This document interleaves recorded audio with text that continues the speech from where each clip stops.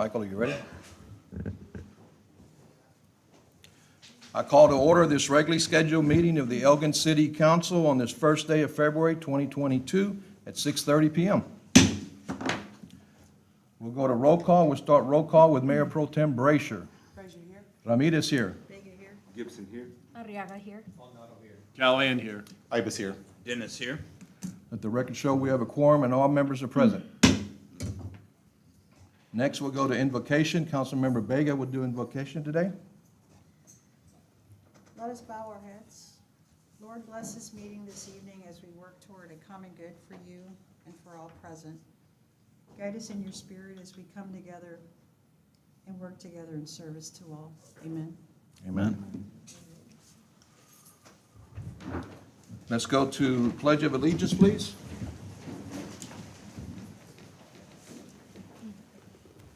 I pledge allegiance to the flag of the United States of America and to the republic for which it stands, one nation, under God, indivisible, with liberty and justice for all. honor the Texas flag. I pledge allegiance to thee, Texas, one state, under God, one and indivisible.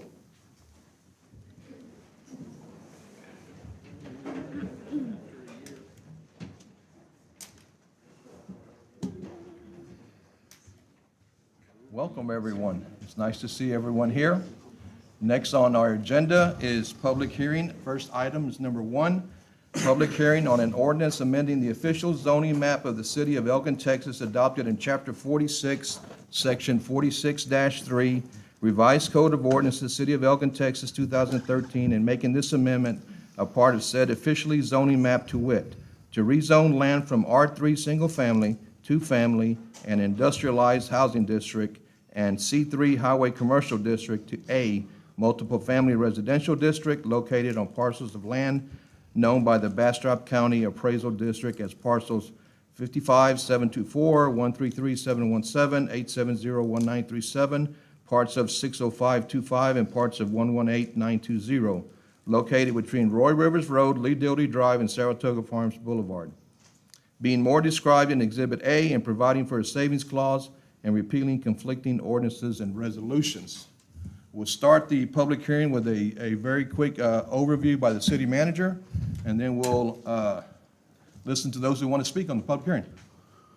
Thank you, Mayor. I think this is an opportunity for us to make sure we're on the same page with everybody who has any particular interest in this agenda item. It's been a little confusing here at the last minute. The owners and developers of this property had submitted a request, as just read by the mayor, to change the zoning on this property they own along Lee Dildy Drive.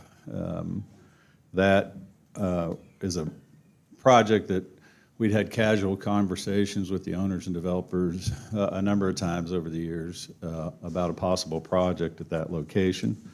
That they decided to move forward with this request. But based on, I think, the feedback they got at the Planning Commission and some other issues, they decided to withdraw their request. So they did that on Friday, but because we had already advertised this public hearing for tonight, that's why it's appropriate for us to go ahead with this public hearing tonight, even though there's not a corresponding action item to go along with it. We followed all the correct procedural requirements as to bring this issue to this point. Obviously, the developer and owner of that property has certain property rights. He chose to proceed, the group chose to proceed with his zoning change request, although the staff has continually maintained that a project in that location, I think, requires planned development district zoning. For us, for the staff to support it so that we would have a very specific understanding about what project would be built there through the PDD zoning. It's a specific development agreement that the city makes with the owner or developer, and everybody knows exactly what's going to be built before that's approved. But the owners decided, as is their right, to proceed with the request. But as I said, they withdrew that last week. As part of this issue, we received a petition today signed by about 300 people protesting the zoning change that was requested. But given the status of the situation, which means the owners have withdrawn that request, there's frankly no project to be against right now. There's no project pending. It's up to them to decide how they want to proceed. Now, for full disclosure, those folks are here. I believe they will come back with another project. They've asked to meet with the staff, and we'll probably meet with them next week. I would say from my perspective, it's within the theoretical possibility that a project could come forward where the staff would recommend it that might include some type of multifamily zoning in that area. It's important, as the mayor has read on the heading, this is a large piece of property that actually stretches from borders on both Roy Rivers Drive and Saratoga Drive. So it's going to require a very unique project to come in there, and one that will have to be openly discussed in a lot of different ways. One thing I want to make clear is that we've been told that the suggestion had been made that this was about Section 8 housing, and I can tell you that's never been discussed by the staff with the developers. That's never been proposed. Frankly, I don't think it makes any business interest on their part to build something in Section 8 in that location, but that's certainly something we would look upon and be very skeptical about it. But if the owner resubmits, if they submit another project, the whole process starts over. Everybody will be notified just like they were before. There'll be a public hearing before the Planning Commission and a public hearing before the council. So I encourage everybody who's interested in this issue to continue to stay connected and monitor the situation on our website. Everybody's invited to call me at any time if you have any questions or want to discuss the project or development services. We'll keep you up to speed as best we can. And finally, I'd just like to say that it's important that we keep in mind that the city of Elgin probably is the landowner with the single largest investment in that area of town. We have made a huge investment in building the best road ever built by the city of Elgin. We have an important development agreement with Ascension Health. We have other agreements that will coincide for other development, commercial development in our business park. So it's definitely in the city's business interest that we make sure that we protect our property values as well as the folks that live out there. So I try not to ever to use the word never. So we can't make promises today about what will come forward. Again, these individuals, like all of us, have the right to propose and make requests for development, and we'll follow the same process that we always have with that. But I think the important thing to understand tonight is there is no project. There is no project to discuss. The developers and owners are back to square one right now, and we'll see where it goes. Okay, going with that explanation there's several people that have signed up to speak in this public hearing. I'm going to give a little breakdown on what's required and what we expect, and then we'll see who still wants to speak. Speakers must address their comments to the mayor rather than to an individual council member or member of staff. All speakers must limit their comments to the specific subject matter noted on the public comment form and refrain from personal attacks or derogatory comments directed at any council member, staff, or any individual or group. The speaker will have 3 minutes to speak. Time will be kept by the city secretary. So, going on that, we'll start with David Massey.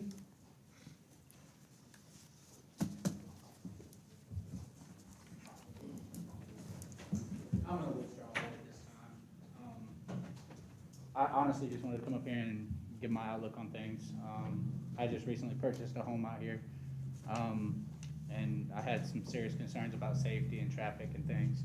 I don't know if the city has done anything as far as traffic, like a traffic study or anything, just in that general area. Getting out of there in the mornings and in the evenings is truly a task at times. I'd just like to see some kind of a study done on that before a project like that big gets thrown into the mix.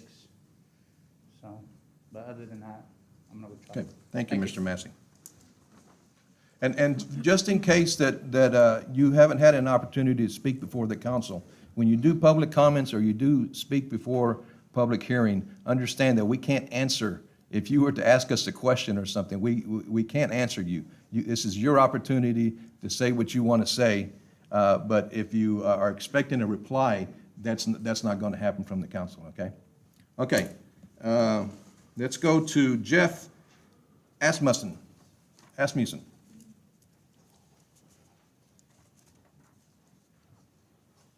Thank you for the opportunity, Yes, Mr. sir. Mayor. As Central Texas, especially around Austin and its metros, Highway 290 corridor is indeed an artery thoroughfare running straight through our fair city. We are perfectly situated for growth, planned growth. We would like to submit several comments and some suggested actions to council to consider as growth accelerates. We're already blessed with the previous council's work, examples being downtown Memorial Park with its recreation center and playground, our wonderful gardens are a great addition. It's evident that these amenities, that planning was involved at critical times to dedicate these areas so that these amenities could be built before the property was gone.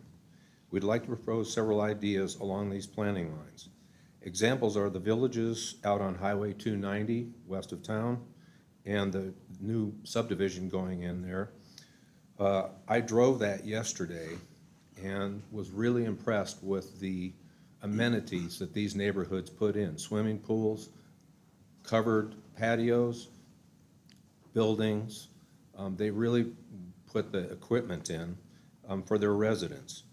So I also drove the two neighborhoods behind Prosperity Bank. There isn't one shred of any exercise equipment or anything for those residents. So the random places to gather is a part of society that really is part of, I think, this city too, is SIP-SOP. We all get together in random events. Sociologists have cited citizens who randomly gather at outdoor and indoor facilities as having very positive effects on society. We'd like to request that anything that the city does to put subdivisions in or multifamily, that they consider requiring play areas inside that subdivision. That's especially important for homebound adults who don't have to load children up in a car, strollers, and everything else, so that they can take them somewhere. They can just open the front door, take the kids out, lock the door, and go to the park. That generates a lot of random contacts that really help society and help the residents, and the amenities make the properties more valuable. We also would like to comment, and this is a second item, is that appropriate? If it has to do with the public hearing that we're speaking of, The subject matter right now, yes. it does not. Okay, then, no, sir, I'm sorry. You Okay. can come next meeting for another public comment, maybe. Okay, Okay. thank you.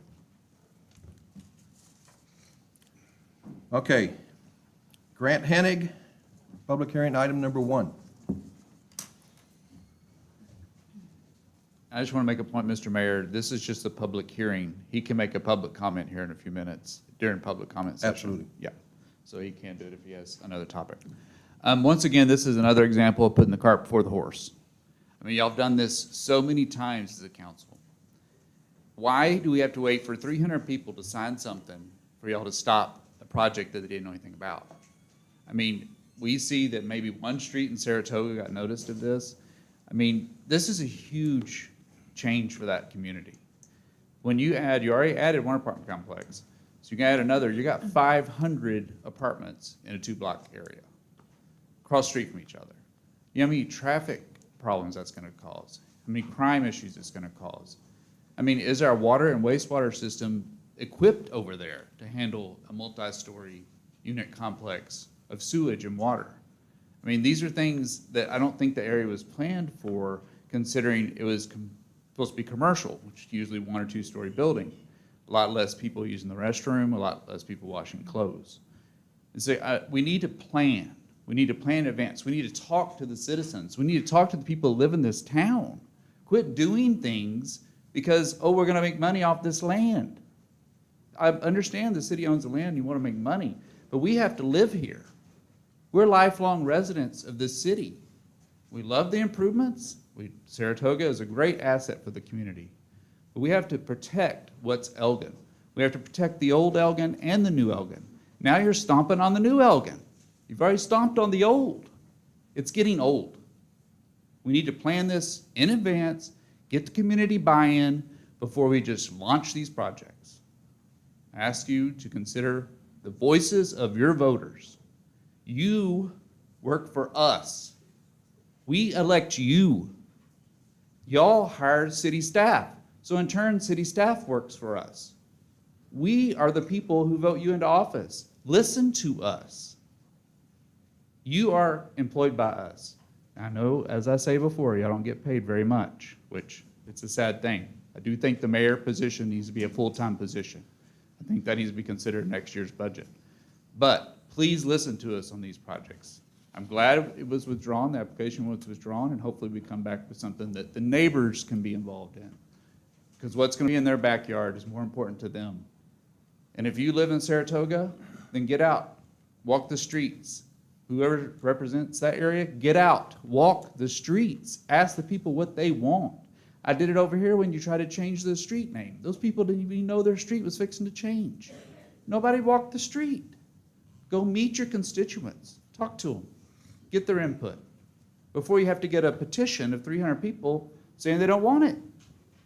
I mean, there are only 200 houses in Saratoga or so, and you're gonna add 500 more houses in a 2-block area with 2 different apartment complexes. You're proven to across the street from each other. You say you can't comment, so please don't comment. Okay, that's all I got to say on this subject. See you next public hearing.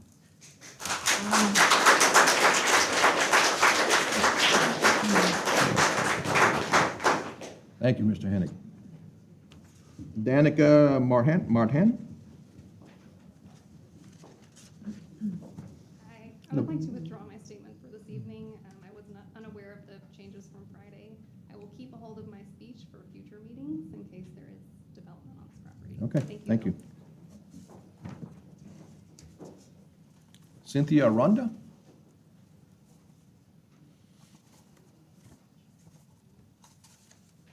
Okay, I'm going to read Ms. Aranda's public comment on the public hearing. I'm a third-generation Elginite who can proudly say I'm fully invested in this city. Unfortunately, it's not with pride that I speak before you today. Instead, I feel betrayal, fear, and apprehension at the thought of a proposed 311-unit or more apartment complex being built within 100 yards of my new home in Saratoga Farms. Elgin needs growth, but not at the expense of its current tax-paying citizens. I do not wish to see my family and my current neighbors suffer negative consequences associated with this rezoning.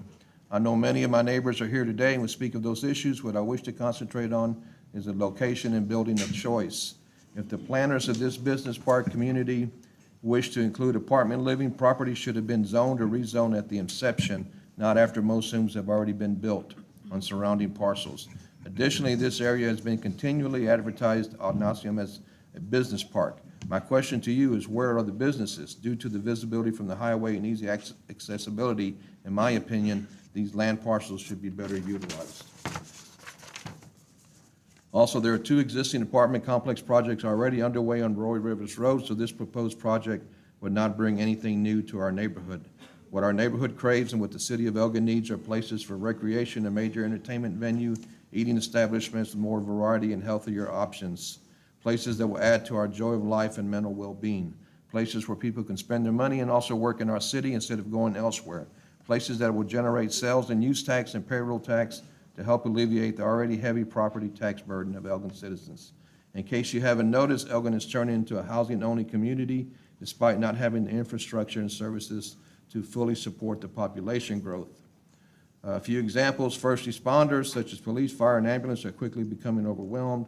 Our schools are being overloaded so much we can't build new ones quick enough. Based on current demand, our main grocery store cannot keep shelves fully stocked. Many city roads are subpar, and even the design of some newer roads was not well thought out enough to handle current traffic load without causing chaos and congestion.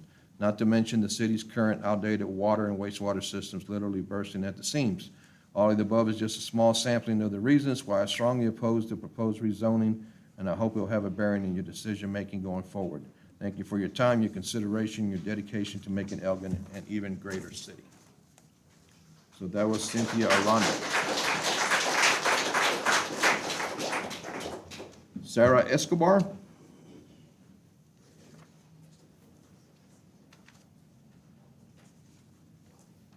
Hello. Hello. Since they went ahead and withdrew the application, I would like to go ahead and withdraw my comment at this time. Okay, thank you, ma'am. Michael Payne?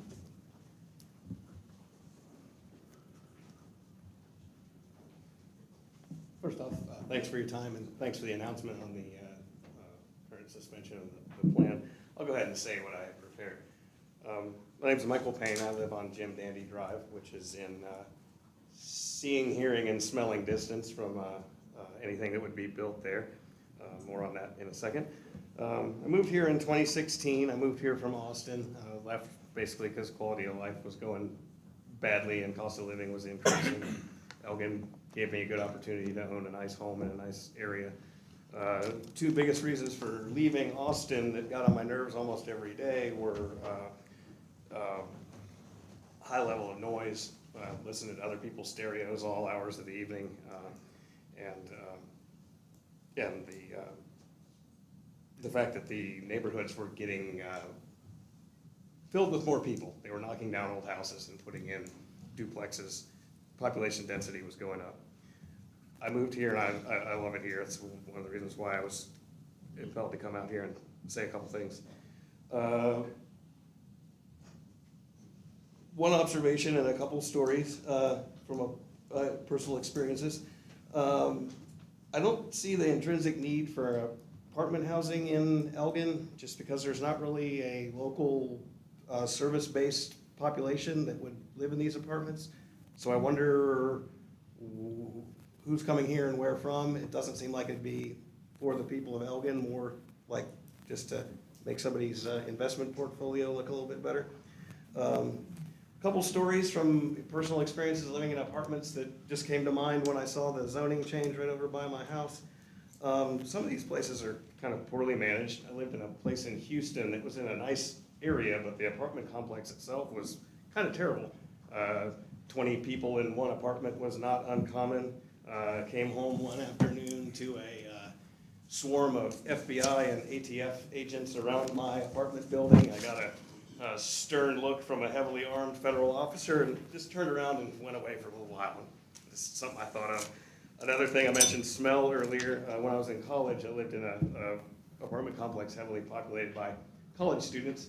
And there was a dispute between the guy who comes and dumps the dumpster and the apartment management. So the guy stopped coming and dumping the dumpster, and trash began to pile up. And it was a couple of months, and this is college student garbage. So takeout and beer and nasty smelling late summer. And it took a long time. The city had to get involved. And it's just the kind of thing that I would hate to see that again. I'd hate to smell that again. And I'd hate to have Elgin, which I just view as such a great place, have to deal with things like that. And that's about all I have to say. Thank you for your time. Thank you.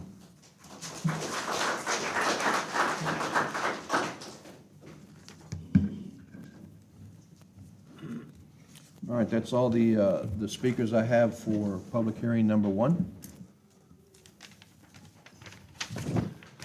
Mayor, before we close that public hearing, again, I just encourage everybody, if you want to know the facts about the situation, I encourage you to contact me, come by and see me at any time. We can set up a meeting. Phone calls, emails are good. There's a lot of really good points made tonight, but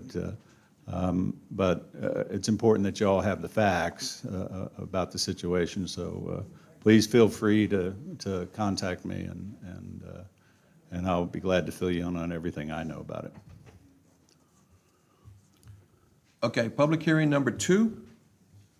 Public hearing on an ordinance amending Chapter 46 zoning, Article 5 supplementary district regulations, Division 5 off-street automobile and vehicle parking and loading, Code of Ordinances, City of Elgin, Texas, by eliminating minimum parking requirements and setting maximum parking requirements in certain areas of the city, and providing a savings clause and repealing conflicting ordinances and resolutions.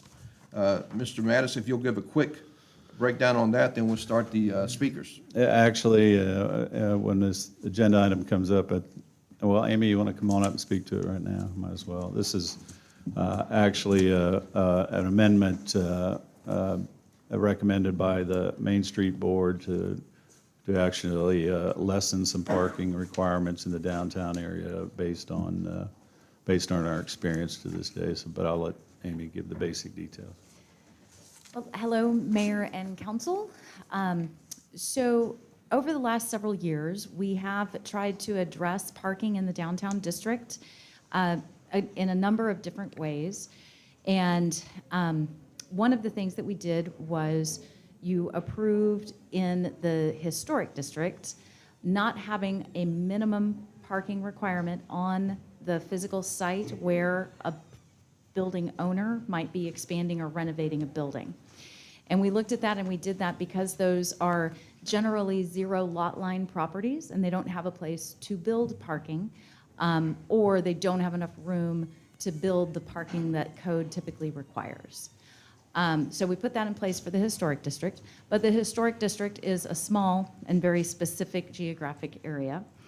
This year and last year, it's January now, but in 2021, we, in working with property owners, we heard from several that they were not able to pursue the improvements that they wanted to make because it was triggering this requirement for creating parking, and they didn't physically have a place to build the parking.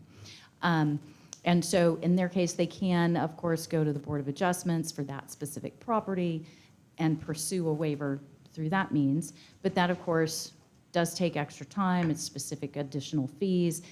Begs the question of, is it the property owner or the potential tenant who would take that on? And so we ultimately, in working with Development Services, determined that another option would be to address the limited geographic area that should be added to the area that's not required to have minimum parking. And so we have some maps that help illustrate this, but essentially we added properties on 2nd Street at Avenue C, here on North Main, and on South Main at Brenham, to essentially kind of square off the historic district so that properties that were in the same physical situation, that they have very limited or physically no space, would not be required to do a minimum number of parking spaces. And in terms of, well, where does one park in the downtown district? What we generally refer to is on-street parking. So anytime you use an angle or a parallel space throughout the downtown district, that's public parking that's available to everybody in the downtown district. And then we also have public parking lots. And so we have public parking lot behind Prosperity Bank. There's one on Main, at the museum, at the Chamber of Commerce Visitor Center. And we have developed shared use parking agreements with the Health and Human Services building on South Main and with Bancorp South on North Main. And then, of course, you also have the library and City Hall public parking lots. So there's a lot of parking downtown. And on our part, as the Main Street Board reviewed this and working with property owners, they've recommended that this is a good solution. And Planning and Zoning Commission has reviewed it and recommended it as well. Okay, thank you. So we have one person signed up to speak on public hearing number 2, Grant Hennig.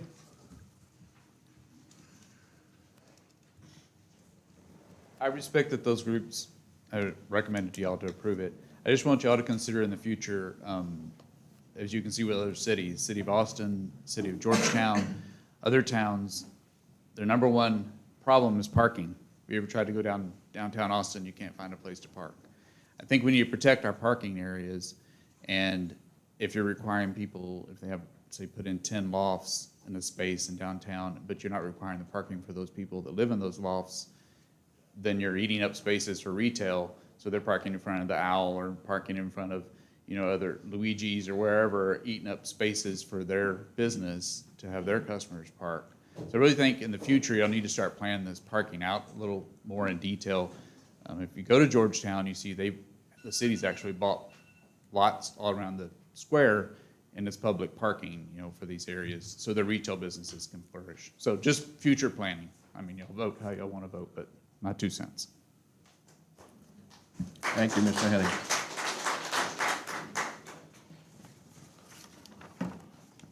Okay, moving on in the agenda. Let's go to proclamation. And it's Proclamation February Black History Month. And it's my pleasure to read this proclamation. Proclamation National Black History Month 2022. Whereas during National Black History Month, the NAACP Elgin Branch 6174, the Elgin Juneteenth Organization, Elgin pastors, ministers, and the city of Elgin pause to recognize, celebrate, and remember the history and contributions of Black Americans. And whereas the Black History Month 2022 theme, Black Health and Wellness, will examine how health care has often underserved the Black community, as well as celebrate the legacy of Black contributors, scholars, and icons in the city of Elgin. And whereas Sister Ruby Jean Sims, the wife of Deacon Robert Sims of Pleasant Bethany Missionary Baptist Church, Reverend Alvin Evans, pastor, will be honored on February 5th at 10 o'clock in the morning at the Elgin Recreation Center, 361 North Highway 95, with the Hatitude event in recognition of her unwavering contribution to her community and years served as Bastrop election judge, with Reverend Kevin Workman as the musical entertainer. And whereas it is time to reflect on both the history and teachings of Black Americans, to focus on progress, richness, and diversity, and to salute Elgin's sesquicentennial as we celebrate 150 years in 2022, a year to commemorate, educate, and celebrate. And whereas local churches will present Black history programs throughout the month as we focus on the ongoing struggle with healthcare, historical and structural discrimination, reparations, housing policy, and education's effect on the Black community. Now therefore, I, Ron Ramirez, Mayor of Elgin, Texas, by the authority vested in me by the citizens of the city of Elgin, do hereby proclaim February 2022 as National Black History Month in the city of Elgin. I call upon public officials, educators, librarians, and all citizens to observe this month by participating in and supporting all festivities celebrating the proud heritage of Black Americans. So, very proud and very happy to present this to, well, I know Gwen's coming up here. Who else is coming up here? Okay.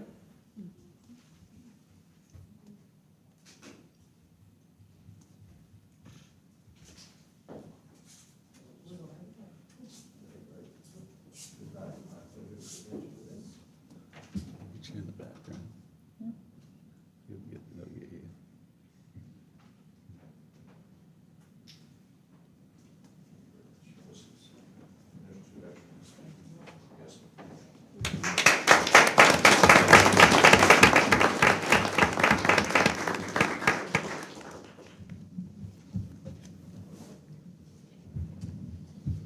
Okay. I am going to, I'm sorry, public comments. Public comments, we have no public comments. Did you submit a public comment, ma'am? No, sir. Okay, I'm sorry, it has to be submitted. I'll see you maybe next meeting. Okay. Yes?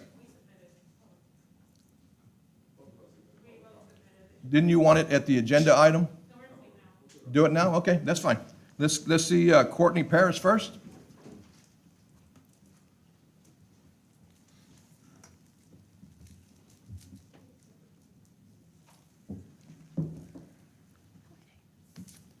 Good evening, Mr. Mayor. My name is Courtney Paris. I am a resident of the city of Elgin. I wanted to speak with regard to the agenda item to discuss the changes to the ordinance with regard to appointments to boards and commissions. I did view the workshop that was held last week, so thank you guys for having that. I appreciate that. And I have read the changes to the ordinance. I do have one suggestion. The current residency requirements have not been updated in the current ordinance. You do not have to be a resident of Elgin in order to be on a board and commission. You can own real property or own commercial property. I think that this should be updated. Members, to reflect that members of boards and commissions must be residents of the city of Elgin or the extraterritorial jurisdictions that may not be within the city limits. My understanding is that part of why this was not included was due to the significant impact it might have on the Economic Development Corporation, or the EDC. With regard to the EDC, I do have a few items I would like to call attention to. First of which is that the EDC is financed by a 0.5% sales tax. A sales tax is passed on and paid primarily by the residents of this community. The EDC also has regulatory authority over the residents of this community, which means that these unelected officials are able to have authority over the residents of Elgin and taxpayer revenue. I'm talking about EDC now, but the Planning and Zoning and the Commission and the Board of Adjustments also has regulatory authority. I don't think that this is how it should be. For instance, members of City Council and the mayor are required to be residents. So these boards and commissions, these unelected officials, I think also should be residents. In addition, there are already, so I think kind of one of the things that I can see has come up is that, oh, well, there's maybe not enough new people applying. And from what I can tell, there are 7 new individuals who have applied for the EDC. I know that at least 3 of these individuals are residents of Elgin. I don't know about the other ones, but there's definitely an interest. So I would ask that you guys consider this before just passing the draft ordinance with the changes as is. Thank you so much. Thank you, ma'am.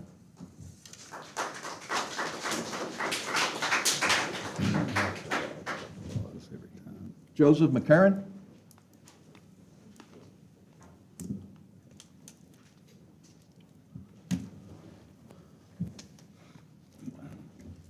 Hello again, Mayor and Council and staff.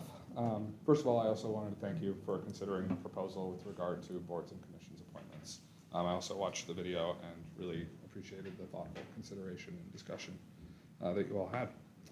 There were a couple of points that I wanted to clarify based on the ordinance, or the proposed ordinance that will be read tonight. I think section 8.2 refers to applicants not having delinquent taxes or utility bills, et cetera. And I'm curious, how does that apply to non-citizens? Is that considered for their businesses? If the business doesn't pay taxes, are they not eligible? Is staff actually verifying this? It sounded like during the conversation last time, staff is not actually verifying any of the information in the applications. So I just wanted to see if you all could clarify that. Also, section 8.3, we had proposed that the section currently prohibits city government members from being on the boards and commissions. We had proposed that county, state, and federal government officials also not be considered for boards and commissions.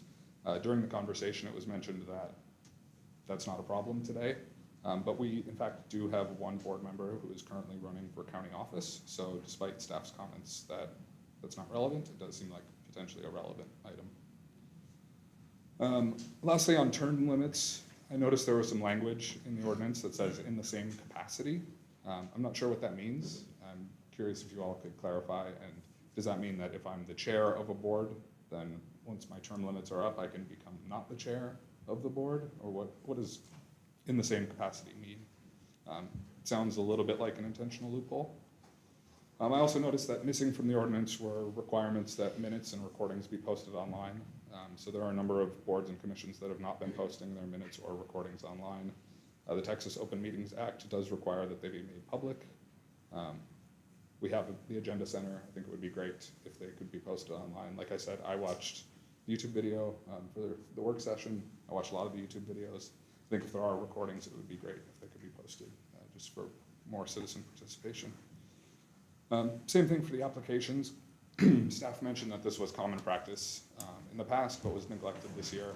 I think it would be great if it could be written into the ordinance that those be posted online, just like it's written into the ordinance that they be shared 60 days prior to appointment. But lastly, sort of as Ms. Paris mentioned, as a citizen of Elgin who pays the EDC sales tax on everything that I buy, my groceries, if I bought a car, I'm paying the EDC sales tax, literally everything that I buy in the town funds the EDC. I just cannot understand council's choice to give this regulatory authority and control over millions of dollars, including a lot of the money that goes to the developments that are being proposed, to non-citizens instead of the people who make this town their home. So with that, thank you. Thank you.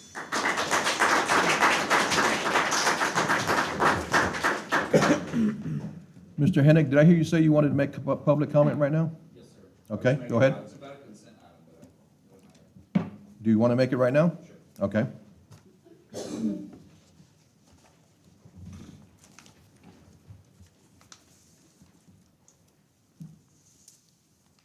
I don't know, I want to do this the right way. But I'm very concerned about consent number 8, consent item number 8. I ask council, somebody please on this council pull that item as a consent, so y'all can discuss it. The city charter reads, Article 10, Section 8, it's nepotism. And the city is not allowed to employ anybody that is related to an elected official or the city manager. They can't be appointed or employed in any office, position, or clerkship for other service to the city. Doesn't say employee, it says other service to the city. And unfortunately, y'all are about to consider a contract that does employ a family member of an elected official of the city of Elgin. I've seen it happen in our school district, and those school board members resigned. We have a member of the council here whose father resigned so his family members could be hired by the school district, and then re-ran for election, and then he was reelected. And I honor that. That's respectful. I'm sorry, but taxpayer money should not be given to family members of elected officials in this city, period. You're fixing to give somebody $36,000. I'm sorry, the person may do the most awesome job. I'm not saying anything about the person that we're considering, or y'all are considering. I'm just saying the ethics here. You're setting precedent. In 5 years, we probably won't be sitting up here. You can have a whole new slew of Elginites. In that time, it might be a $100,000 contract of a elected official's family member. I'm sorry, but this is in the city charter. You may have been coached or told other than the city charter, but I'm following what the city would want us to do. You represent the city. You're our elected officials. And I plead with you to please discuss this and consider this before you each vote to give an elected official, family member, money, a contract. There are volunteers, I'm sure, in this audience who would gladly help do these events. We're excited about these events. You got Chamber of Commerce representatives. You got Chamber of Commerce representatives behind me that do wonderful events, Western Days. We do events, Hawkeye. We got awesome staff that do Hawkeye with thousands of volunteers, hundreds of volunteers. I was one of the volunteers. We're here to support you. That committee needs to come to us, your committee that you set. Set subcommittees for each item that y'all want to celebrate at. We'll all join the subcommittees and we'll get it done for free. I'm saying you got volunteers, you got a city behind you. Ask for help. We're here for you. We're here to help you. But please, consider what you're voting on. I highly recommend pulling it from consent items. And it amazes me that we can come up with $36,000. Thank you, Mr. Hennick. Yes, thank you.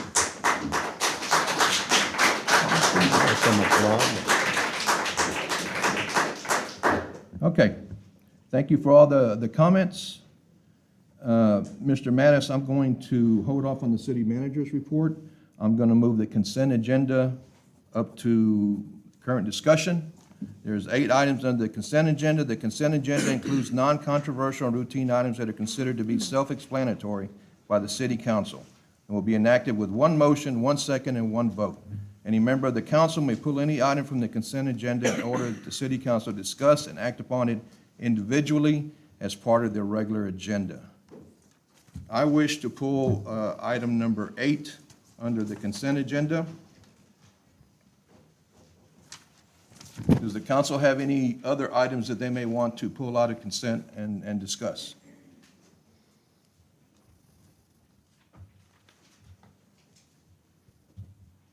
If not, I'll entertain a motion to pass the consent agenda as discussed with pulling item number 8 out.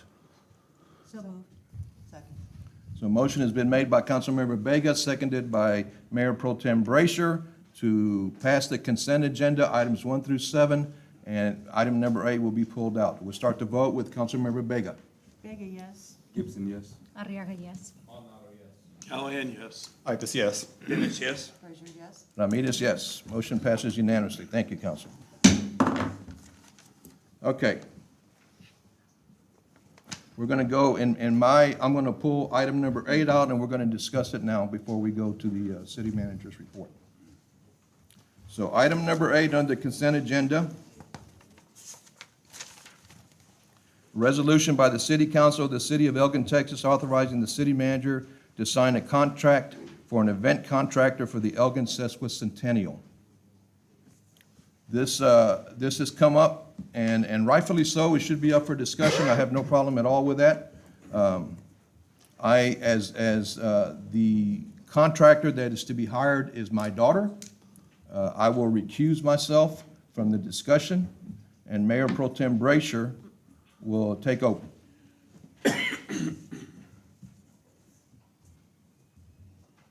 Council, do we have any questions or discussion on item number 8 that was pulled from the agenda, the consent agenda? Got a little background information I can give. Let me go ahead. Manager? Thank you. It's important to understand that as the mayor has recused himself from the discussion of this item, that conflicts like this in local government are inevitable and sometimes, most times, unavoidable. This is especially true in a small town like Elgin, where there's a lot of big families that have been here for a long time, and so conflicts like this are going to arise from time to time. So the issue before the council is not whether or not there is a conflict or not. It's just how we decide to deal with it. A conflict in and of itself does not make an action illegal or inappropriate. It just needs to be recognized as it's been tonight. And this situation has been disclosed from the very beginning, since this proposal will go before the Sesquicentennial Committee to hire a consultant to help them do some event planning. As it relates to the nepotism provision in the city charter, this is what's on the screen is directly from the city charter relative to nepotism, Article 10, Section 8. And it speaks to the fact that no person shall be elected, appointed, or employed in any office, position, or clerkship. Under this situation, employed clearly means employment. And I think, as everybody knows, employment and private. Please, you cannot interrupt the conversation we're having up here, please.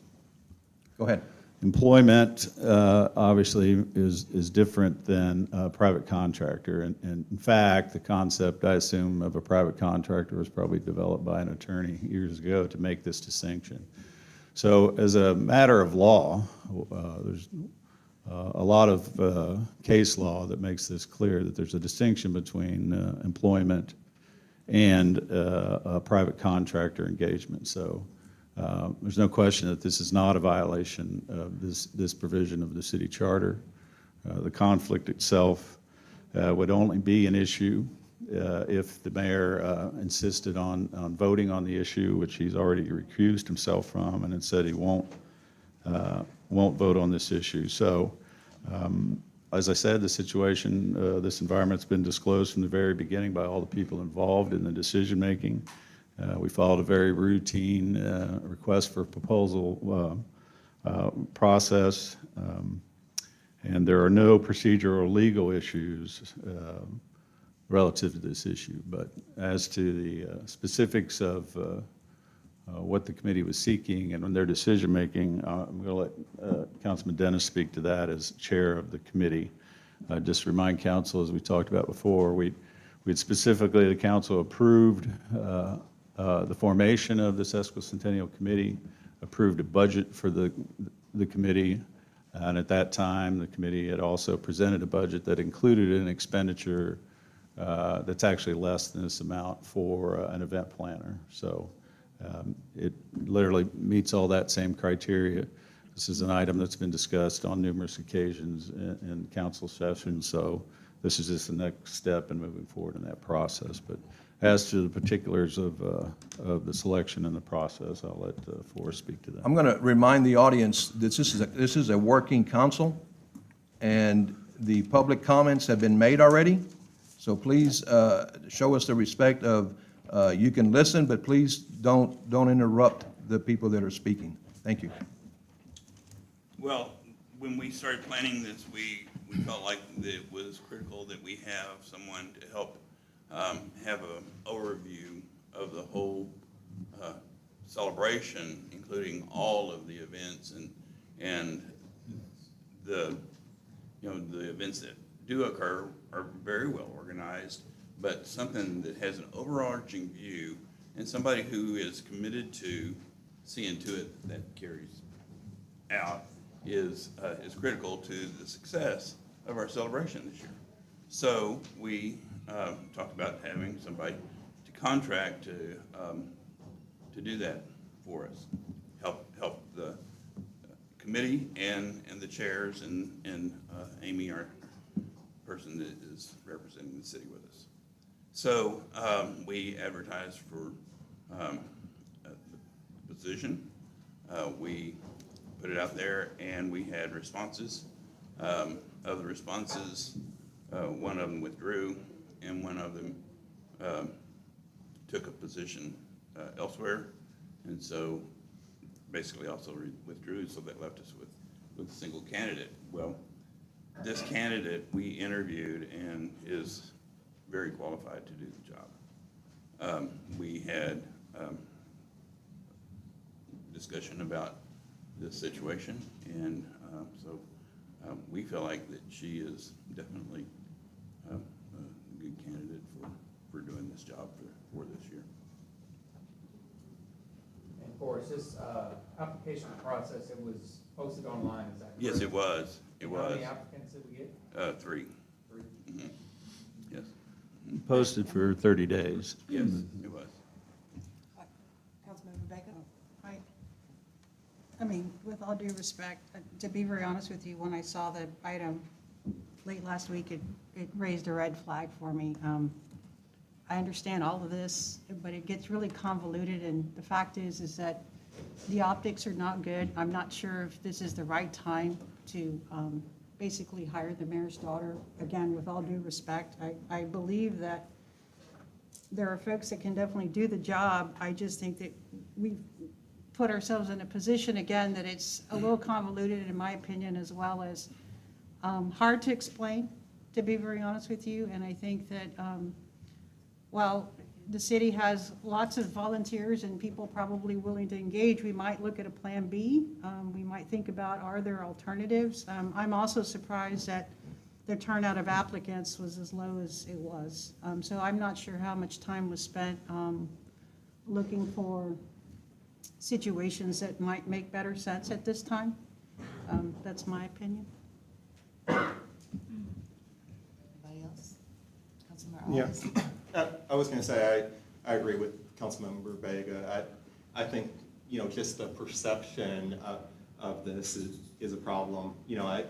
I don't doubt the qualifications or the need, but I just, think we're going down a slippery slope. And Tom, correct me if I'm wrong, it went through our lawyer, correct? Yes, Yes. he did. Yeah, he was consulted. How long was Well, the issue of what I spoke to, yes. Not- Councilmember Arietta? How long was the application online open? Or how long was it open online? 30 days. To apply? 30 days. 30 days. that correct, Pam? And where online was it posted? Can, on the city website?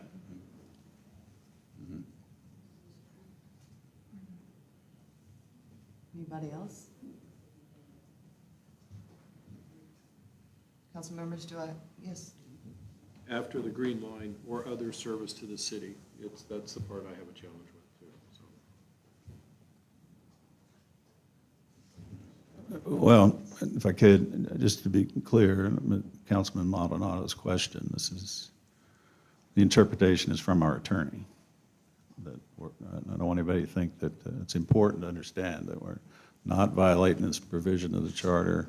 We're not violating any law by bringing this forward. I might add that the mayor didn't even know that his daughter had applied for the position. He had nothing to do with the interview process. He has no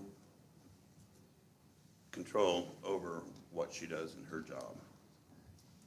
He's removed from that, so. And that's what I was gonna ask, if there was any involvement. Right.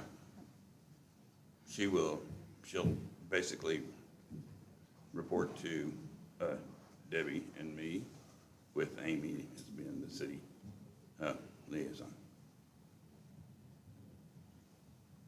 Any other questions, comments?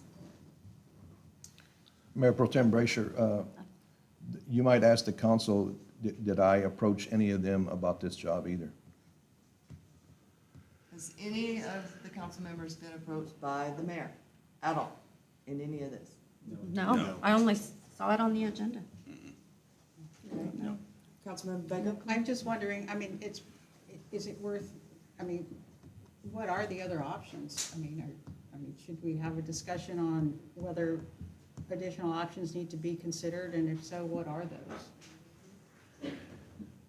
I'd speak to that to say, I think, in my mind, the concept that we put together here was to appoint this committee to lead this effort, and we funded them appropriately and frankly, in a historic way. The city council made a financial commitment to an event here, given the specialness of the fact that it is our sesquicentennial.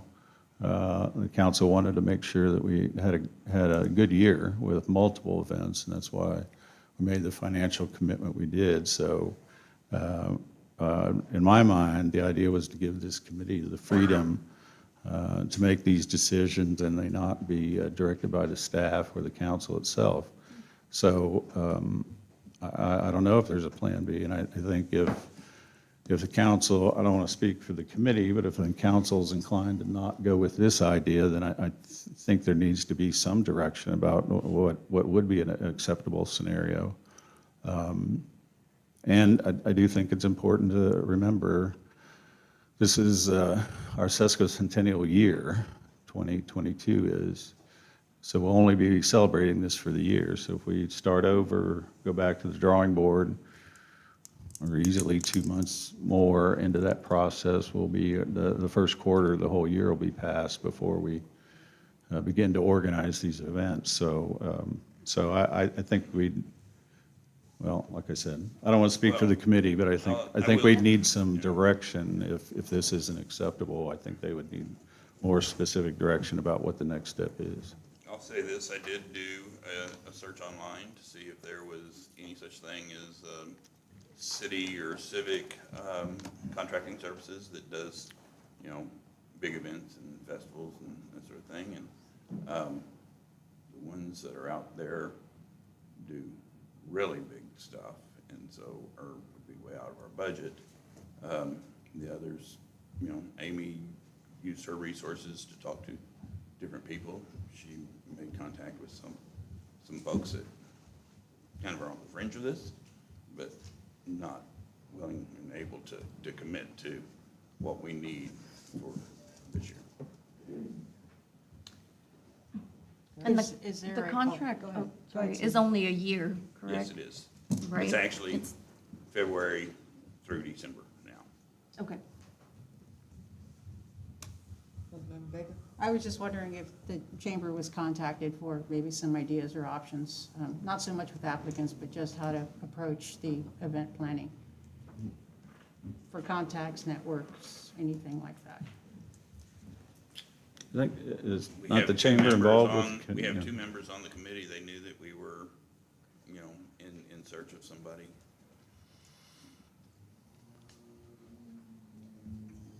Any other questions or comments, council? Right now, we have a resolution on the floor. Do I hear anybody that wishes to make a motion? I make a motion that we move forward on this contract. We have a motion on the floor by Councilmember Dennis. Do I have a second? I'll second that. We have a second by Councilmember Maldonado. Council, let's vote. Councilmember Dennis? Dennis, yes? Frazier, yes. Big and no. Gibson, no. Arreola, yes. Maldonado, yes. Calhoun, no. Ibis, no. It's 4 and 4. Madam Mayor Pro Tem, under the council charter rules, any action of the city council requires 5 affirmative votes. So a 4-4 vote would mean that motion failed. So consent agenda item number 8 that was pulled has failed.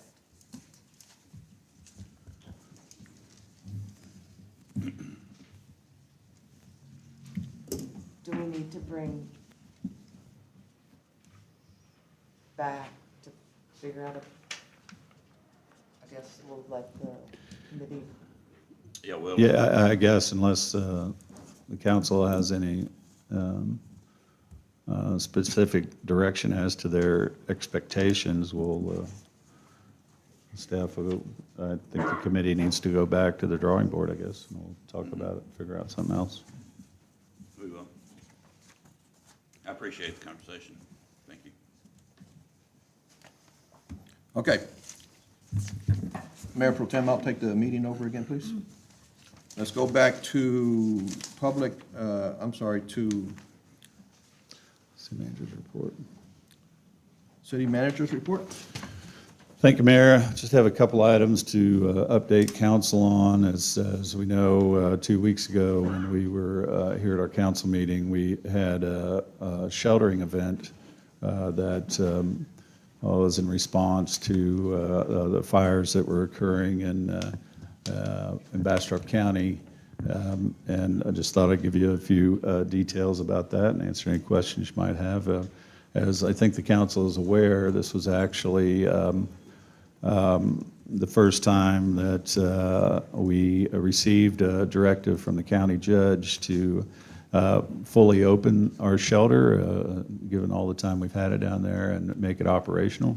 And I'm here to report that the staff did an excellent job of doing that.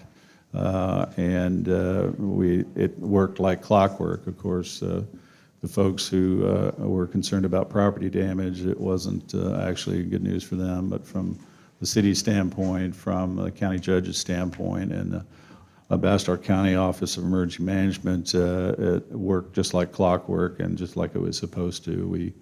The plan was activated approximately 4 o'clock on January 25th, when we received I received notification from the county judge.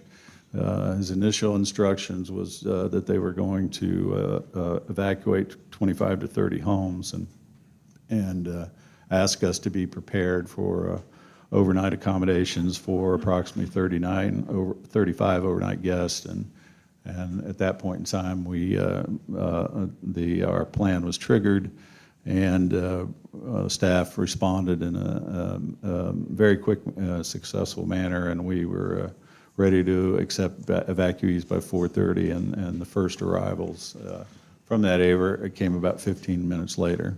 However, as is typical in situations like this, where evacuation shelters like this are typically a last resort for folks, that oftentimes people have a different place to go, family members or something like that. So ultimately, we did have 11 people come and spend the night with us here in Elgin, and I think 4 dogs, I think, and no cats, I don't think. But our response included, at one time or another, approximately 40 different staff members were involved in the preparation, the setting up the site, responding to the individuals who came and giving them attention, and then that also included some of the staff that spent the night down there as well on shifts. We had provided dinner that evening and some snacks, and then breakfast the next day. I wanted to mention in particular the Public Works staff went way out of their way to help one evacuee that was actually wheelchair bound and make their stay as pleasant as possible. We also want to recognize both Whataburger and HEB here in town did a great job of responding to our requests, and were very helpful in helping us line up food as is part of our responsibility under the sheltering plan. And then the shelter ended up closing about 4 o'clock on Wednesday, and so it was right at 24 hours that the building was open.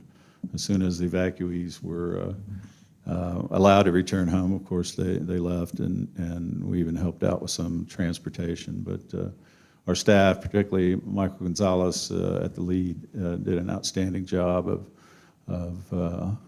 triggering the plan just as it's required to do, even though we hadn't done it before. Our police department gave great support as well. I was in contact with, of course, the county judge, the mayor of Bastrop, and the mayor of Smithville, as was our mayor, during the event, to make sure that we were properly supporting each other. And so, in spite of the damage and the trepidation caused by the fire, our emergency management response worked just as it's supposed to. In the process, of course, the staff, as always, we learned quite a few little tweaks and changes that we're going to make. It was really helpful for us in that standpoint. And we've already met to talk about little improvements we can make to be in a better position to respond.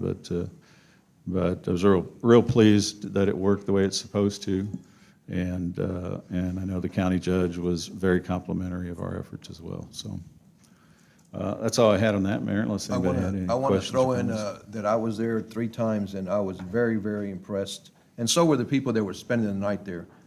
Once they found out that I was the mayor, and as I was walking around talking to them, they made a point to say that they really appreciated the attitude and the openness that we showed. And I'm talking about the city of Elgin. I'm talking about the staff that was there as well. The openness that we showed, and they said they will remember that for the rest of their lives. And that really touched me when 2 of the ladies caught me in the corner and told me that. So again, we did well, and we did the right thing. So okay, Tom. Yeah, and I just add that I think one common thread that I saw between this event and what we went through last winter was that there seems to be a little,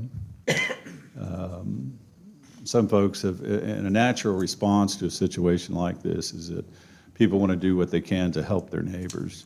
And we even had a comment at the last council meeting about saying the council and the mayor should be getting in their car and rushing over to Bastrop and to help out in that situation. And I can tell you that would be absolutely the wrong thing to do. I think in that situation, we have a plan. We work well with the Office of Emergency Management. We keep people informed, but I think folks are motivated by the right thing and thinking they want to help. But I can tell you in both situations, manpower is not the problem.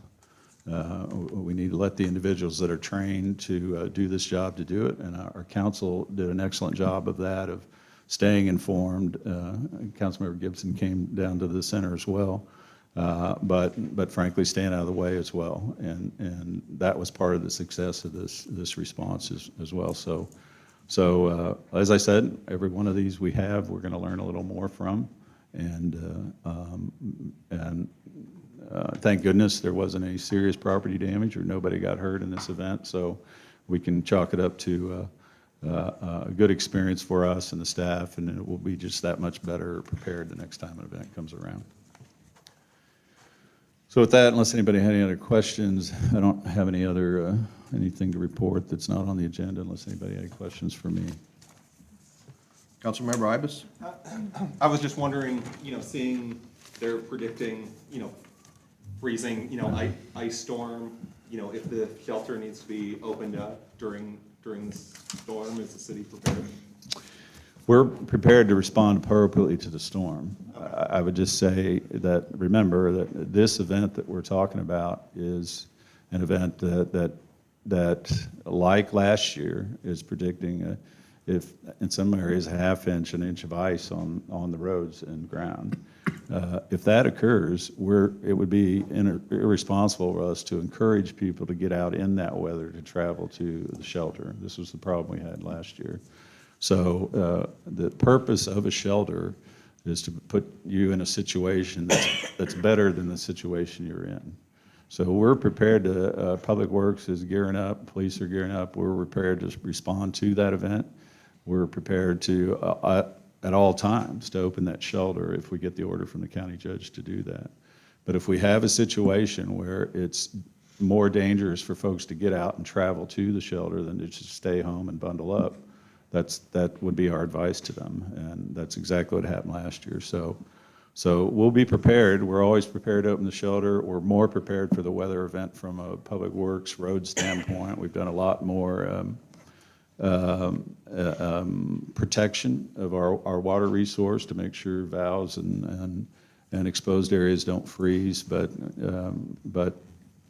I guess to answer your question, we're always prepared, as this proved, to open the shelter at the right time.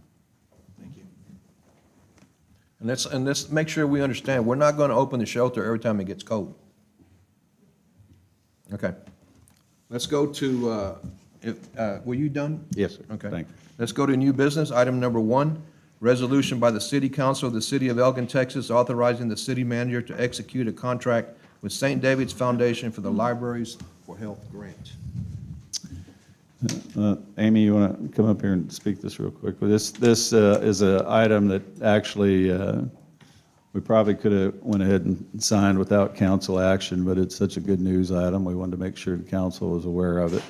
Due to the continuing diligent work of the staff to try to secure resources wherever we can, our library staff was successful in getting this grant from the St. David's Foundation for $96,000. So it's a very good thing, but I'll let Amy speak to the details of that.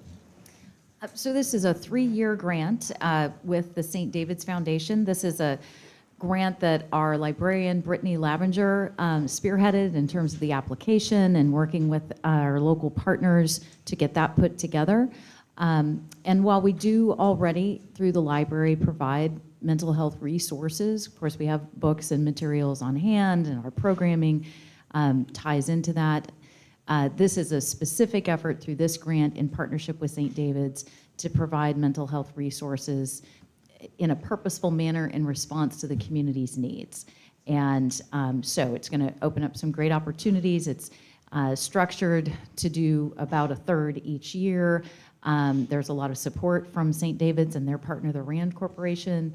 And we know that we'll be able to partner with local organizations like the school district and Advocacy Outreach and other local entities as we begin to put together what that's going to look like specifically between materials on site and then also programming and resources for folks in that manner, as well as helping people connect to longer term or more specific resources, because this is not, you're not suddenly going to start seeing a counselor or a psychiatrist at the library, but this will be things like meditation and that sort of thing, helping folks understand mental health challenges and the options for how to deal with those, and opportunities to know that as a community, it's surprisingly prevalent and everybody has mental health challenges at some point in their lives, and this will bring more opportunities locally to help address that.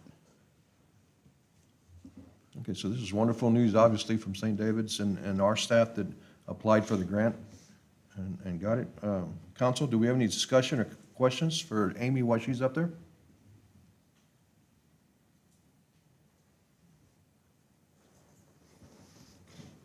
Thank you, Amy. Tom, did you have anything to add? before we- I don't. We're just Okay. pleased with, again, this is another example of all of our staff and all the departments continuing to try to secure resources for the city that will be shared. The cost won't fall on our citizens, so it's good work. I'll entertain a And motion. I would say, I'm sorry. Yes, go ahead. St. David's themselves, I want to thank them. They've been generous to the city. This is Absolutely. the second big grant we've gotten from them. I'll entertain a motion to pass item number 1 under new business as presented and discussed. So moved. Motion made by Councilmember Ibis, seconded by Councilmember Gibson. To pass item number 1 is made and discussed. We'll start the vote with Councilmember Ibis. Ibis, yes. Dennis, yes? Frazier, yes. Ramirez, yes. Vega, yes. Gibson, yes. Arriaga, yes. Callahan, yes. Motion passes unanimously. Item number 2 under new business, an ordinance amending Chapter 46 zoning, Article 5 supplementary district regulations, Division 5, off-street automobile and vehicle parking and loading, Code of Ordinances, City of Elgin, Texas, by eliminating minimum parking requirements and setting maximum parking requirements in certain areas of the city, and providing for a savings clause and repealing conflicting ordinances for resolutions. Thank you, Mayor. This was the item that Amy briefly discussed in the public hearing earlier. It actually reduces some of the requirements for parking downtown.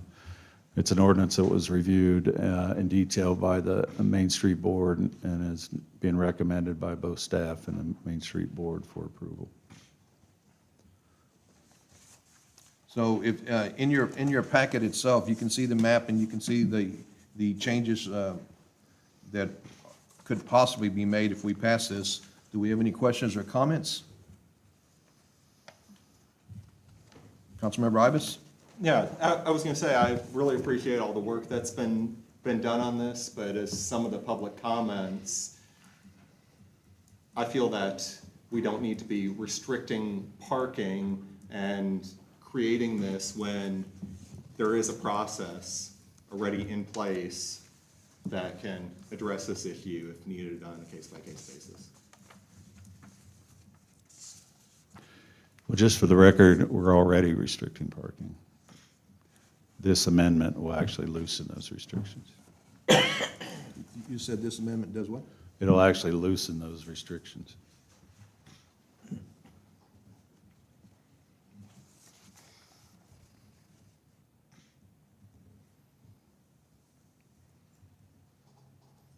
Any other questions or comments?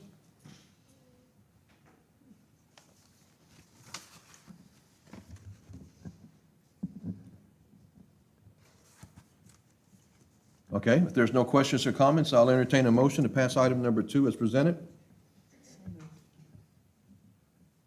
Second. Okay, motion made by Mayor Pro Tem Brasher, seconded by Councilmember Dennis to pass item number 2 as presented and discussed. We'll start the vote with Mayor Pro Tem Brasher. Frazier, yes. Ramirez, yes. Vega, yes. Gibson, yes. Arriaga, yes. Callahan, yes. Ibis, no. Dennis, yes? Motion passes. Thank you, council. 1 abstain, 1 no. Item number 3, under new business, an ordinance establishing general rules and procedures, including appointments, term limits, and related matters for all boards and commissions of the city of Elgin, Texas, repealing all other ordinances and parts of ordinances in conflict therewith, and providing for a savings clause.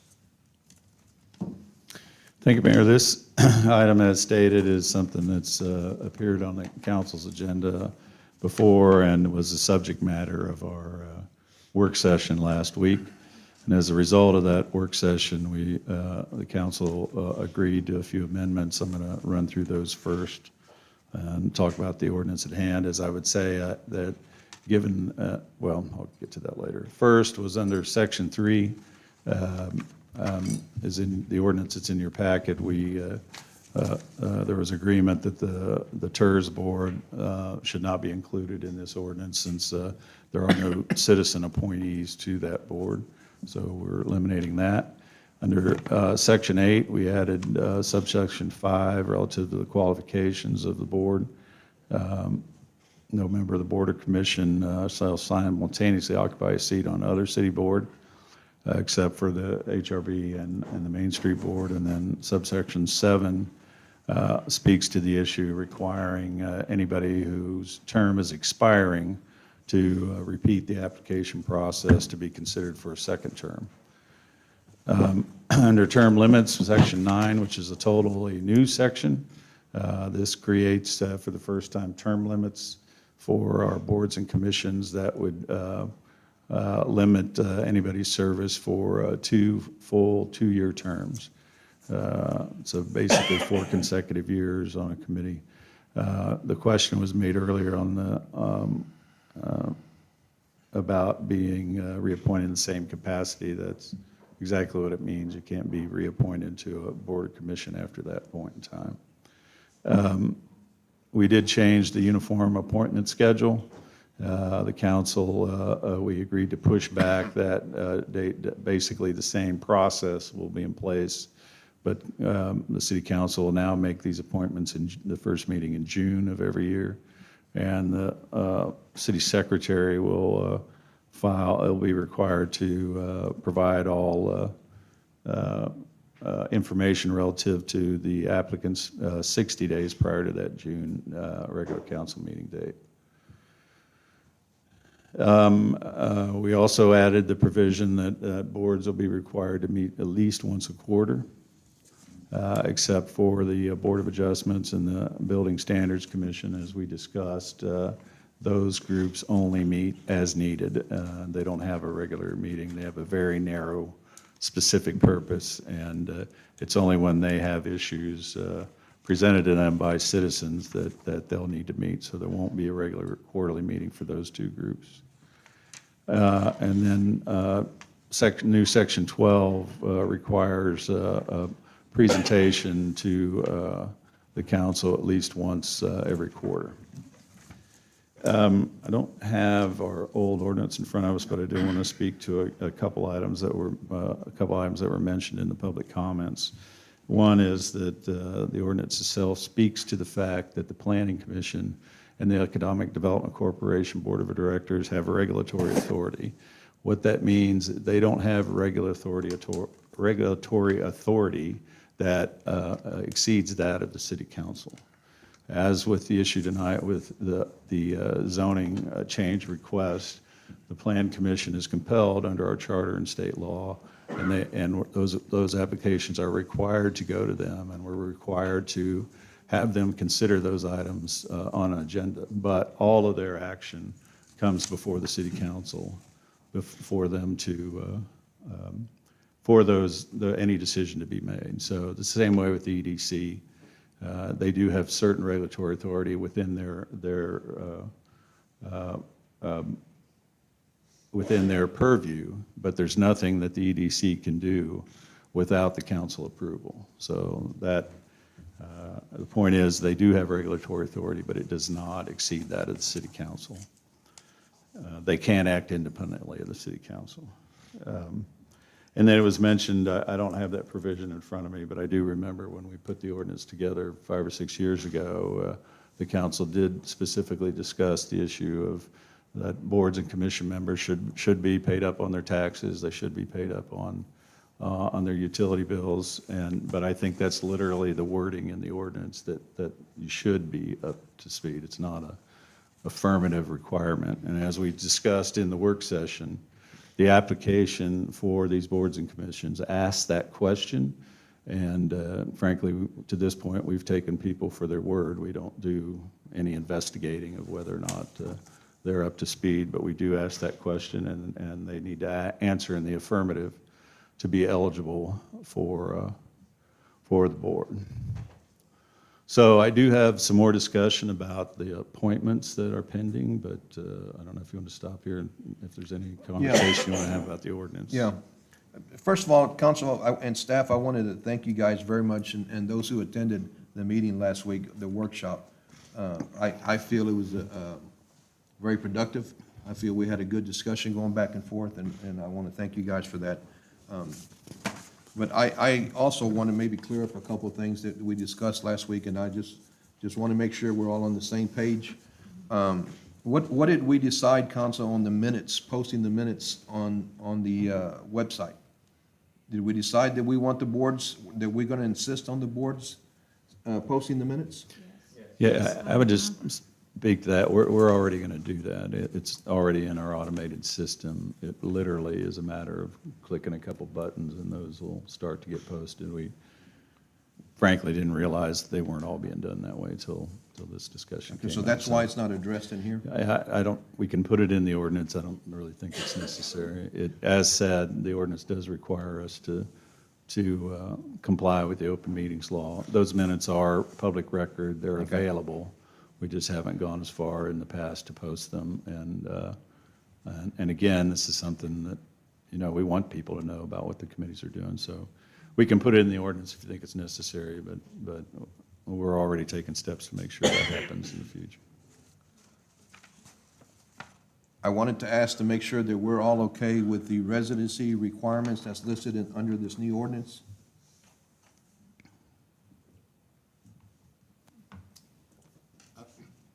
I think that they should be residents of Elgin. Okay, and we spoke about this last Right, week. yeah, we did. But the majority of the council is okay with the way it's written currently? Would that be a fair statement? Can you read it again, Mayor? Yes, what it says is, members appointed to boards and commissions for at least 12 months preceding their appointment must be registered voters of the city who have resided within the corporate limits of the city of Elgin or within territory annexed prior to the appointment, or an owner of real property within the corporate city limits, or an owner of a business located within the corporate limits of the city. So it's either resident, or they own property, or they own a business. Just want to make sure, because that's what it says now. And I don't even know if that was a change, that's what No, it that's said. not- that's what it it's said always previously. Bottom line from the beginning was, any of these three pay taxes Okay. here. And I personally am okay with that, but I want to make sure that the council understands that's what we're voting for. Yeah, that's not a change. That's always been the requirement.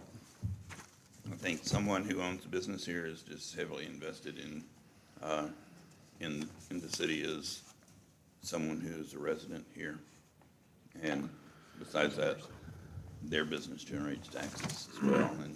And for a board such as EDC, it's good to have that perspective on the board of somebody who is,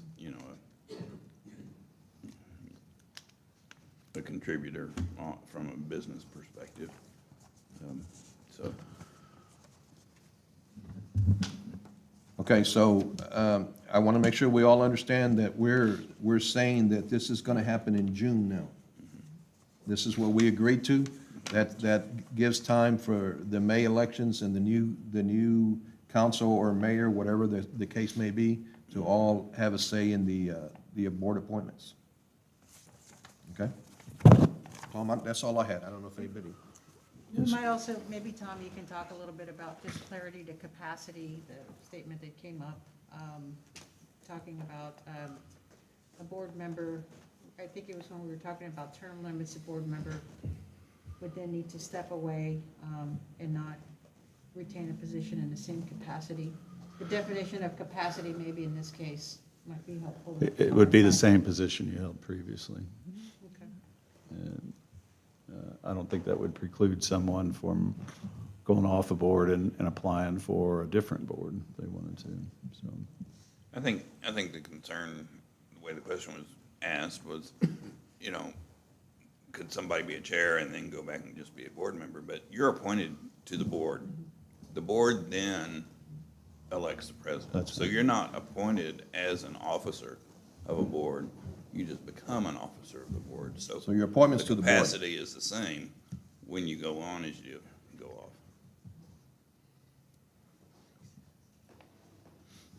Council, do we have anything else to discuss in this ordinance? I think the workshop showed that we're open to communication from our citizens, we're open to communication from each other. And I'm very happy with what we have there.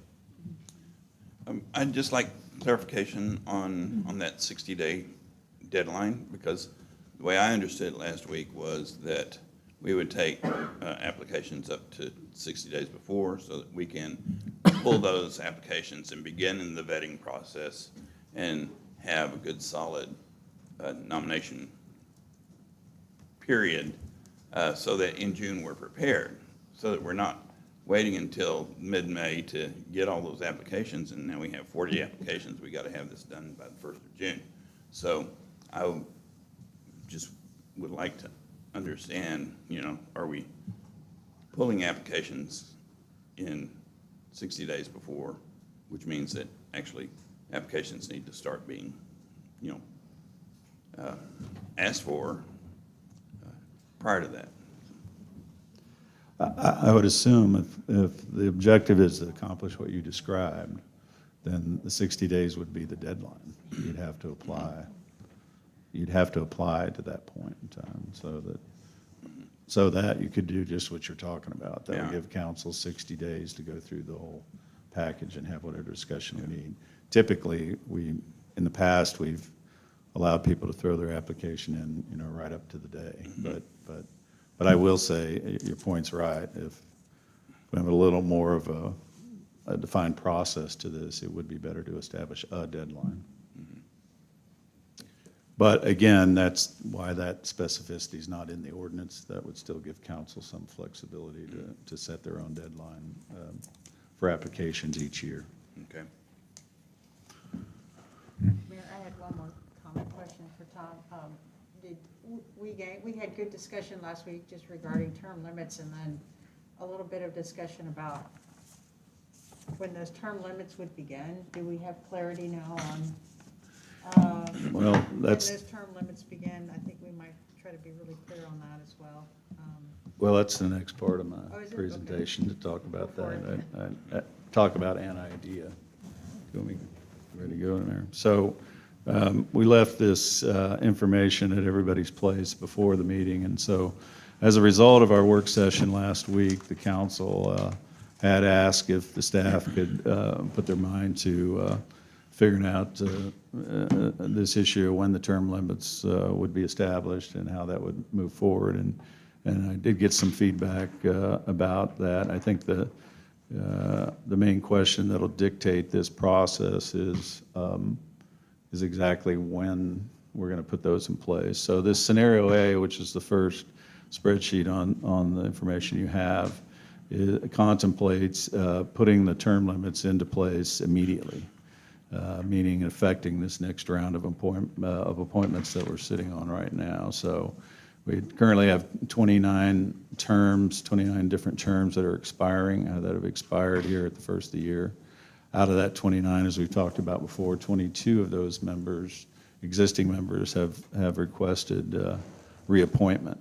But of those 22, 18 would actually be term limited out based on if we implement the term limits at this time. So that would leave us with 25 seats to appoint at this time, and which represents, you're getting close to half of all the seats we have on the committee, and I would caution against making that dramatic of a change in one fell swoop here, given the limited time we've discussed this. That would make a big impact for everybody, and the opportunity for kind of institutional knowledge goes away if in one decision we change half the board. So scenario B, though, is the other side of this, which we've talked about again before, of taking the traditional approach that we have so far that, as I talked about earlier, and would basically result in only 7 new seats being available at this time for new citizen involvement if we reappointed all the members. Now, again, keep in mind, we haven't broken down any individual committee. We're just looking at the big picture and what the numbers tell us that way and what the impact can be. Of course, the council could do some hybrid of this, of reappointing most members that want to be reappointed or not, but basically that's the impact that would only result in 7 changes. So What I'm suggesting you might want to think about is almost a combination of both, of following the traditional form of appointment for the round that's pending right now, and to basically, if we were to reappoint 22 of those members that want to be reappointed, then you'd have 7 new appointments this year. And then based on our assessment of the situation, that by next June, there'd be 12 more members. If we implemented the term limits right now, there would be 12 additional members that would be term limited at that time. One side note I want to make is somehow the Public Safety Committee had got all their members on the same schedule of reappointment. So all of them are up at this time. So part of this package, I'd suggest that the council consider splitting them up so you can get the right stagger in their terms, and, for example, appoint 3 members now for a 2-year term, and then 4 members for a 1-year term, and then they would come up next year for reappointment, but all would be under the new term limit rule. So in the end, what I'm suggesting is that if we follow this process, I think one thing that I think is important, that if we move to implement the term limits right away, it seems like a drastic step that would only be necessary if the council had some concerns about the performance of all the committees, and we've never heard that expressed by anybody, that we have an issue with the work they're doing. But by delaying that implementation until next year, gives a little more time for everybody to get used to the idea. It gives all of those members who have served the city for a long time to have one final year in some cases, and know that their term limit out that's coming up. So what that would result in the end is, if we followed this process, that we'd have 7 new appointments this year, a minimum of 12 new appointments in next June, and then 2 years from now, there'd be a minimum. I say minimum, that means that assumes everybody would want to continue, but there'll be a minimum of 18 new appointments then in June of '24. So through this concept, the council would be appointing a minimum of 37 new citizens to these committees, to our entire committees over the next 2 years. And I forgot to mention before, we basically have 59 citizen members in all our committees combined. So the opportunity to change out, well, with the term limits, that will mandate that 37 new people replace some of those 59 seats. So it would be well over 60% turnover with new citizens over a 2-year period. And I think that'll make a big impact, but also allow a little time for everybody to get used to the idea. So outside of that, we tried a couple different formulas, but this seemed the least confusing and complicated and easy enough to implement now. So, so I don't know if I answered your question in there, Jessica, what you're looking In at. our discussion last week, I believe that we said that we have time to do this, to look at this. I don't know if we're comfortable to try to vote on something. Are you expecting to vote on something like this? No, I think the key is, if we're all, as you said earlier, if we're in agreement To pass the ordinance, that yeah. June is going to be the new date, then. And I'd also say this, we talked about part of the, I think council's new expectations is that existing board and commission members that want to be reappointed, that they would apply and go through that process. Well, until, we're frankly waiting for council to adopt the ordinance to say that's the new rule before we reached out to those folks. So we want to get that ball rolling. We can do that. And I think I would say this decision that is the second half here that's shown on the screen is actually kind of separate from the ordinance. So I think we can pass the ordinance tonight, but as you say, Mayor, the council, then the only question I think pending before the council is when are we going to implement the 2-year limit, time limit? Is it now, or is it for the next go round? That would really be the only remaining question. other than the fact that then you all got to figure out who you're appointing to some of the boards and commissions. Mayor, I'd be in favor of decoupling them and. you know, Absolutely. Accept A- the absolutely, ordinance yeah. tonight and then, work a little bit more on what how it plays out. So council, just to make sure that we understand, what we're looking at is the ordinance that's in front of us right now. Okay? And this is fantastic information, but this is something that we can work on in the next couple, 2-3 months before we hit the decision we have to make then. So is there any more discussion on the ordinance that we have in front of us? Any more questions? Not, I'll entertain a motion to pass item number 3 under new business as presented and discussed. So moved. I'll second that. So a motion has been made by Mayor Pro Tem Brasher, seconded by Councilmember Dennis. Pass item number 3 under new business as presented and discussed. We'll start the vote with Mayor Pro Tem Brasher. Frazier, yes. Ramirez, yes. Vega, yes. Gibson, yes? Arriaga, yes. Callahan, yes. Ibis, no. Dennis, yes. Motion passes, 1 no.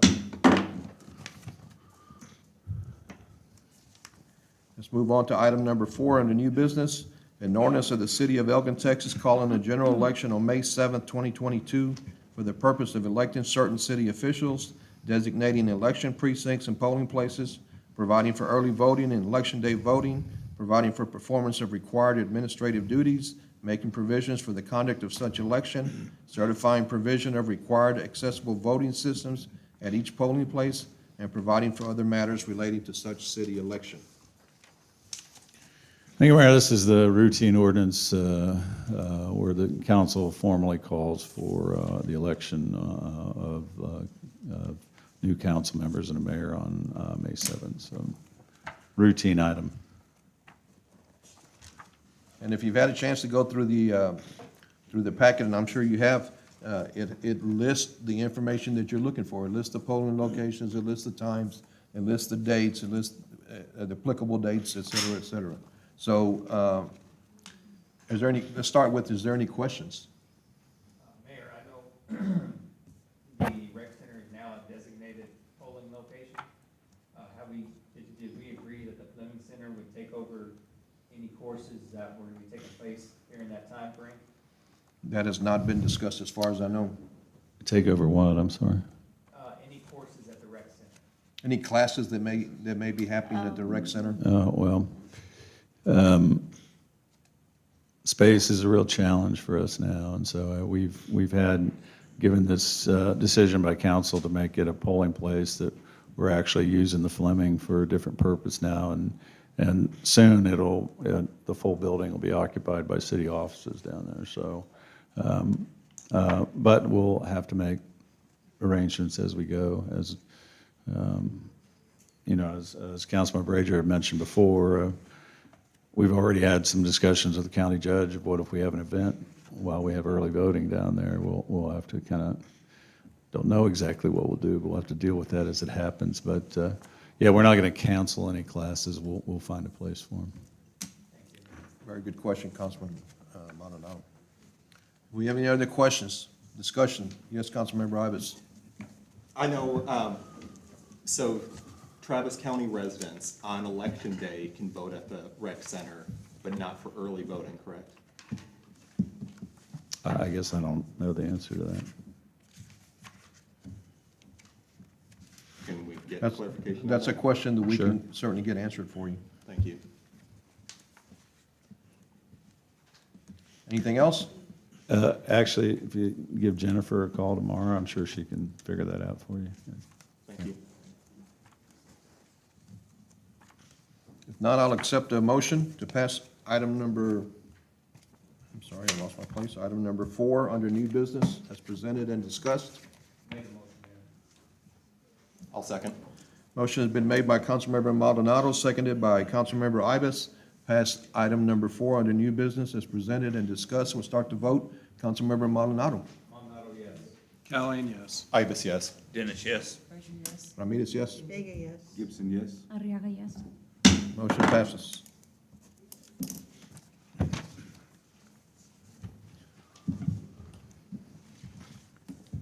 We will now be going into executive session tonight. Is there any announcements to make? I was just gonna say, Mayor, that Travis County actually hasn't designated polling locations yet, and so once they email me the polling locations, I'll be able to let you know, or Travis County residents. Thank you. Let's make sure that we make that available. Yes, okay. Thank you. Any other announcements? I got one. Yes. I'd just like to remind all the citizens of Elgin of the 3 Ps, pipes, plants, and pets. Also, don't forget about your people. Check on your neighbors, elderly, anybody that you know. Make sure they're in good standing and prepared. Also, please refrain from using a space heater, very hazardous.